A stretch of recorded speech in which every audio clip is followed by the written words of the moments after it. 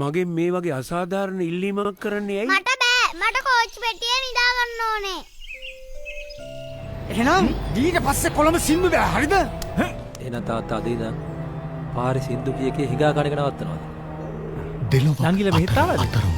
මෙහෙට? ඔයාට මේක රජදහනක් වුණාට මේ මිනිස්සු ගෙන්නන්න පුළුවන්ද මේ වත්තට? රජදාන. ඇයි පුතේ උඹ බොරු කරන්නේ? තාත්තා නෙමෙයිද මට බොරු කරන්න ඉගැන්නුවේ?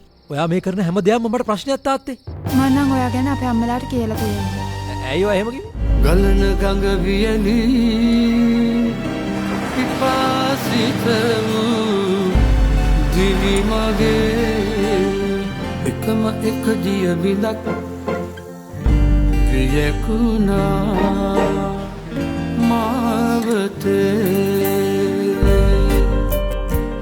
ඇයි තාත්තා කැම්පස් වල සින්දු කියන්නේ? The club isn't the best place to find the lovers, so the bar is where I go. ඔයා මට එහෙම දෙයක් කලින් කියලා නැහනේ. හුඟ කාලෙකින් දැක්කේ නැති නිසායි බලලා යන්න ආවේ. විශාරද අමරසිරි පීරිස් සහ විශාරද එඩ්වඩ් ජයකොඩි ගීසු සංයෝගය. ස්වර සංකලනය විශාරද එඩ්වඩ් ජයකොඩි.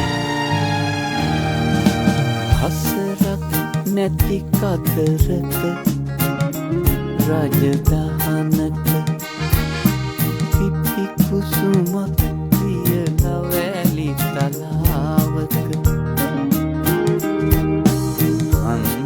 හන්තානේ ගිවි හිසින් අමාගේ සිහිලල් පවනට බැඳුණු සිත.